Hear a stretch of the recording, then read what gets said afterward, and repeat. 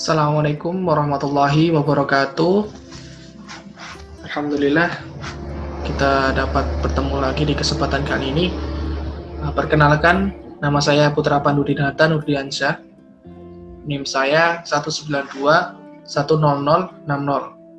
dari kelompok 1 ICP HKI. Di sini saya akan menjelaskan atau mempresentasikan mengenai materi pengantar peradilan agama di Indonesia. Langsung saja mengenai yang pertama, yaitu mengenai peradilan agama. Apa sih peradilan agama itu? Peradilan agama ini adalah lembaga negara yang tugasnya ini adalah mengadili, menyelesaikan, dan memutuskan sebuah perkara atau persengketaan yang dasarnya atau dilakukan ini menurut peraturan di dalam agama. Lebih tepatnya itu menggunakan hukum Islam. Ya.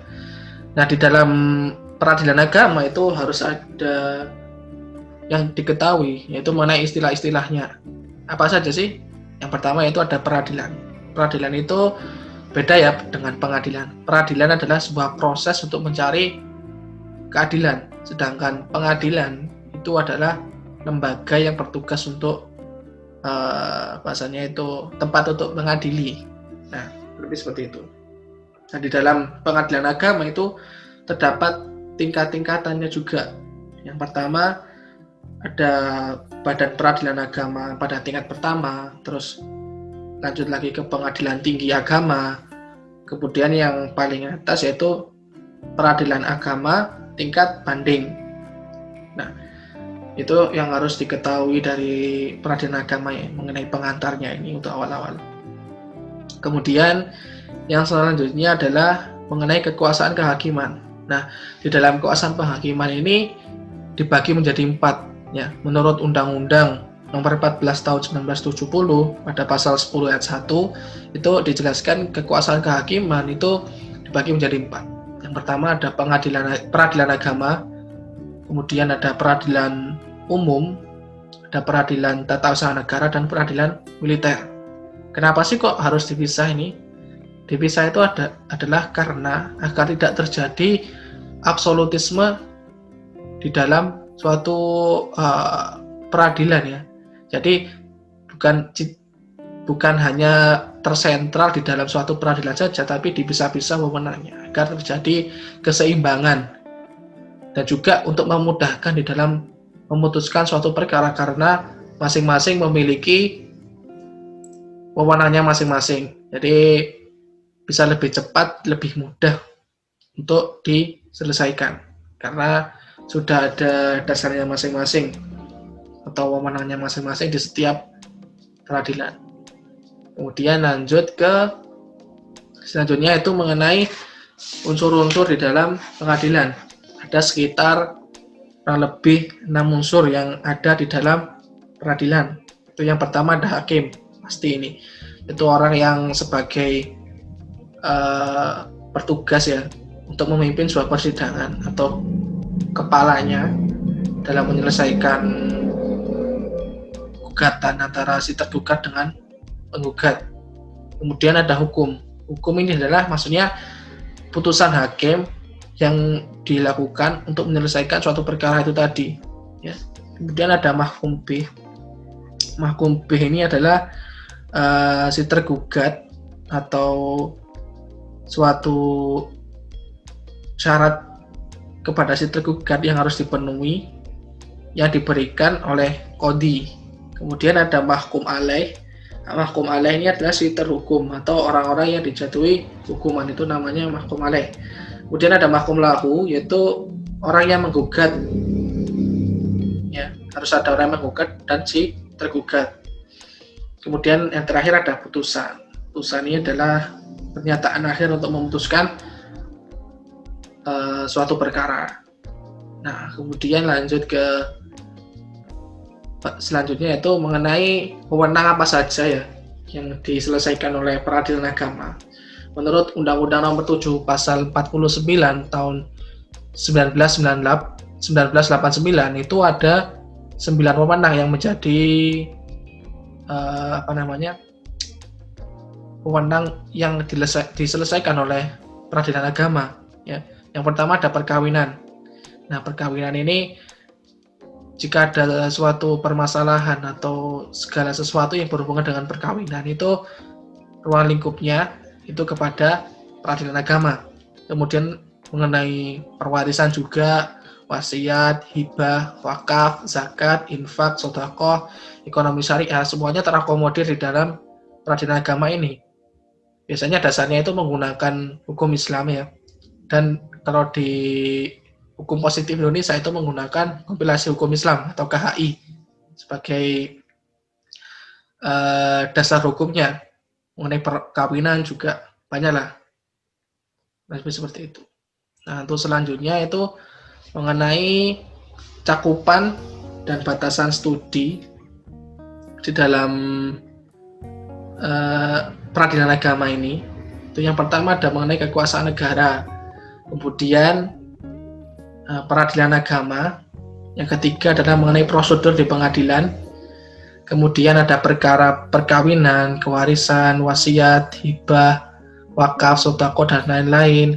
Kemudian orang Islam sebagai pihak yang berperkara untuk mencari keadilan, kemudian hukum Islam atau hukum substansial itu sebagai rujukannya. Kemudian yang terakhir yaitu penegak hukum dan keadilan sebagai tujuan. Nah, itu adalah cakupan-cakupan batasan studi yang dibahas di peradilan agama. Itu ada mengenai kekuasaan negara, badan peradilan agama itu apa saja, kemudian prosedur perkara di pengadilan itu seperti apa, terus perkara-perkara yang ditangani itu seperti perkawinan, kewarisan, wasiat, hibah, wakaf, dan lain-lain. Kemudian orang Islam sebagai pihak yang berperkara. Jadi peradilan agama ini ditujukan kepada orang muslimnya. Sedangkan kalau orang-orang non-muslim itu biasanya dimasukkan ke peradilan umum, bukan di peradilan agama. Karena di peradilan agama ini konteks atau tujuannya itu ditujukan sebagai keadilan untuk orang-orang Islam, seperti itu. Untuk menangani masalah-masalah seperti perkawinan, warisan, wasiat yang mana dasarnya atau hukumnya itu diambil dari kompilasi hukum Islam. Nah, kemudian lanjut untuk metode studi. Nah, metode studi ini memiliki berbagai macam ya. Ada sekitar 6 metode studi. Yang pertama adalah ada relasional. Maksudnya relasional di sini adalah mencari titik temu di antara peradilan agama dengan peranata hukum dan juga peranata sosial. Maksudnya di sini kan sangat luas nih cakupannya nih jika menggunakan metode studi seperti ini. Contohnya misalnya gini, apa sih hubungan antara peradilan agama dengan kedudukan hukum Islam di dalam kehidupan bermasyarakat?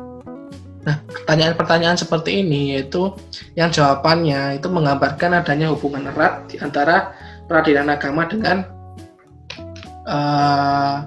yang selaras dengan itu. Jadi mengenai relasi ya. Kemudian yang kedua ada sosiohistoris. Sosiohistoris ini yaitu mengarahkan kepada perkembangan peradilan agama dalam rentang atau masa di mana mulai dari awal sampai sekarang bagaimana perkembangan dari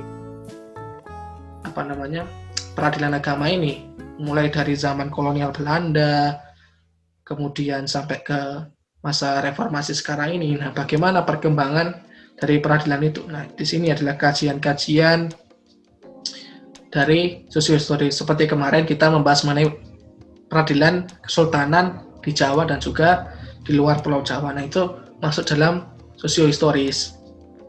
Kemudian ada yang selanjutnya adalah sistemik. Sistemik ini maksudnya sistem ya, mengenai sistem. Maksudnya di sini untuk mendekatkan pemahaman yang dikemukakan.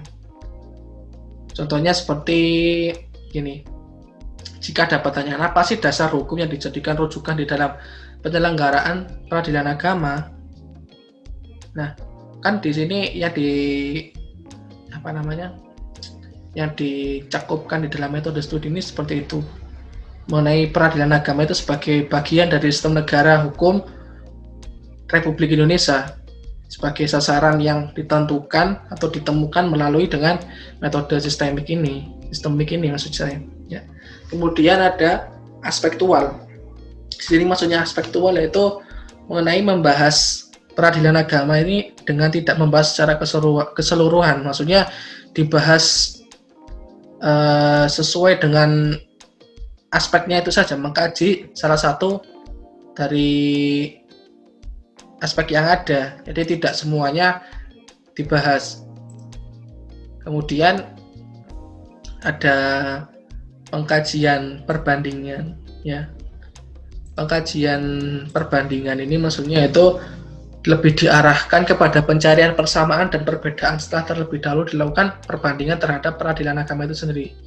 Contohnya seperti yang saya jelaskan tadi ya, mengenai peradilan agama di masa kolonial dan juga dengan peradilan agama dengan masa penjajahan Jepang atau ke masa reformasi ini. Nah, bagaimana perbandingan waktu dulu peradilan agama sampai sekarang? Nah, ini metode studi yang digunakan di peradilan agama ini. Nah, kemudian yang selanjutnya yaitu dari analisis jurisprudensi. Maksudnya di sini yaitu dilakukan dalam rangka untuk mengkaji atau menganalisis produk hukum di pengadilan agama yang sudah berkekuatan hukum tetap. Baik itu berupa keputusan yang bisa dimanfaatkan oleh hakim untuk dijadikan sebagai pedoman dan lain-lain. Nah, itu semuanya dikaji di dalam bab ini, di metode studi ini, ya. Yang kemudian mengenai hubungan studi peradilan agama dengan bidang-bidang lain. Nah, pastinya peradilan agama ini erat sekali kaitannya dengan studi-studi yang lain. Banyak sekali seperti sejarah, politik, sosial antropologi, hukum material, hukum formil, itu semuanya masuk di dalam relasi dari hubungan studi peradilan agama ini, ya. Jadi banyak sekali lah. Peradilan agama ini sangat luas gitu. Ya, contohnya tarikh tasyrik juga, di matkul lain juga ada tarikh tasyrik. Nah, itu juga berhubungan dengan peradilan agama ini. Jadi rangkaian peristiwa yang terjadi secara berkesinambungan di dalam masyarakat yang dinamis ini yang akan mewarnai peradilan agama di Indonesia itu sendiri. Nah, jadi berhubungan dengan adanya tarikh tasyrik itu tadi. Nah, yang kemudian selanjutnya mengenai fungsi kekuasaan kehakiman. Hakim itu mempunyai fungsi kekuasaannya, ada 6 kurang lebihnya. Yang pertama yaitu untuk mengadili, kemudian untuk mengawasi atau pengawasan, yang ketiga itu memberi nasihat, kemudian keempat mengatur, yang kelima menguji material, terus kemudian yang terakhir adalah mengatur dan menguji oleh Mahkamah Agung. Kemudian fungsi mengadili atau fungsi pengawasan dan nasihat itu selain dimiliki oleh Mahkamah Agung maksud saya ya, juga dimiliki oleh pengadilan lain di bawahnya. Begitu lebih. Jadi mengenai fungsi-fungsi kekuasaan dari kehakiman. Nah, kemudian lanjut ke yang terakhir, itu mengenai bagian sistem dari pengadilan di Indonesia ya. Nah, yang paling atas itu sendiri ada Mahkamah Agung. Ini adalah pengadilan tingkat kasasi ya, yang terakhir. Kemudian yang setara dengannya yaitu ada Mahkamah Konstitusi. Nah, yang di bawah-bawahnya ini adalah peradilan agama ya, seperti yang saya katakan tadi, yaitu mengenai pembagian peradilan itu ada 4. Ada pengadilan tinggi agama, maksudnya peradilan negeri ya, ini bukan pengadilan tinggi, ini maaf salah. Pengadilan negeri, pengadilan tinggi agama, terus pengadilan tinggi militer, pengadilan tinggi tata usaha negara. Ini pengadilan tinggi ya, benar, pengadilan tinggi. Pengadilan tinggi itu paling atas. Kemudian di bawahnya ada pengadilan negeri. Nah, ini maksudnya di dalam peradilan umum. Kemudian di peradilan agama ada pengadilan tinggi yang paling atas. Di bawahnya ada pengadilan agama. Ini sifatnya untuk lingkungan agama. Kemudian ada pengadilan tinggi militer. Yang di bawahnya adalah pengadilan militer, yang sifatnya ini untuk militer saja ya, pengadilan militer. Kemudian yang selanjutnya adalah Pengadilan Tinggi Tata Usaha Negara. Yang di bawahnya itu ada Pengadilan Tata Usaha Negara yang mengurusi tentang administrasi. Nah, lebih seperti itu. Biasanya peradilan tinggi, pengadilan negeri itu tempatnya di provinsi dan juga di kabupaten. Ya, kalau sifatnya umum, misalnya ada kasus-kasus yang seperti pidana atau yang kasusnya itu umum, itu biasanya masuknya di pengadilan negeri dulu yang tingkatnya itu di kabupaten atau kota. Kemudian jika masih ada yang ingin dilanjutkan lagi, maka masuknya ke pengadilan tinggi. Jika dia tetap mengajukan banding terhadap kasus itu, kemudian sampai ke Mahkamah Agung. Kemudian di sini yang terakhir, Mahkamah Agung ini sebagai pengadilan tingkat kasasi atau yang terakhir. Nah, untuk naik ke Mahkamah Agung itu juga harus disertakan dengan bukti-bukti. Jadi dari pengadilan tinggi ya, itu jika misalnya si tergugat atau penggugat itu tidak terima terhadap keputusan hakim, bisa untuk diajukan banding ke pengadilan tinggi, tetapi harus membuktikan dengan bukti-bukti baru. Sama juga jika dari pengadilan tinggi tadi sudah diputuskan, tapi masih ada yang ingin dibanding lagi untuk diajukan banding. Nah, itu kan harus ke Mahkamah Agung. Nah, itu harus disertakan dengan bukti baru juga. Jadi tidak serta-merta bisa naik tanpa adanya bukti-bukti baru. Sama juga di pengadilan agama ke pengadilan tinggi juga seperti itu. Yang sifatnya untuk ruang lingkupnya mengenai keagamaan. Kemudian peradilan militer itu kurang lebih sama. Saya kurang paham mengenai masalah ini, pengadilan militer ini. Kemudian pengadilan tinggi tata usaha negara dan pengadilan tata usaha negara. Kurang lebih kesemuanya ini sama sih. Ya, jadi dari pengadilan tata usaha negara terus ke atasnya itu ada pengajuan banding juga. Kurang lebih seperti itu. Mungkin itu saja sih sedikit penjelasan dari saya mengenai pengantar materi peradilan agama di Indonesia. Ya, jadi sangat luas sekali pembahasan tentang peradilan agama di Indonesia ini.